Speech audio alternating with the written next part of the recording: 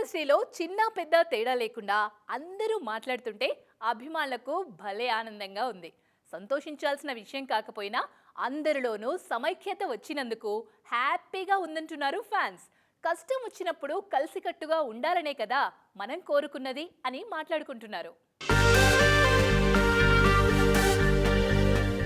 నాగచైతన్య సమంత విడాకులు తీసుకోవడానికి కారణం ఫలానా అంటూ కొండా సురేఖన్న మాటలు ఇండస్ట్రీలో అగ్గిరాజేశాయి. అలా ఎలా అంటారు, మా కుటుంబాన్ని ఎందుకు రాజకీయాల్లోకి లాగుతున్నారంటూ స్పందించారు నాగ్.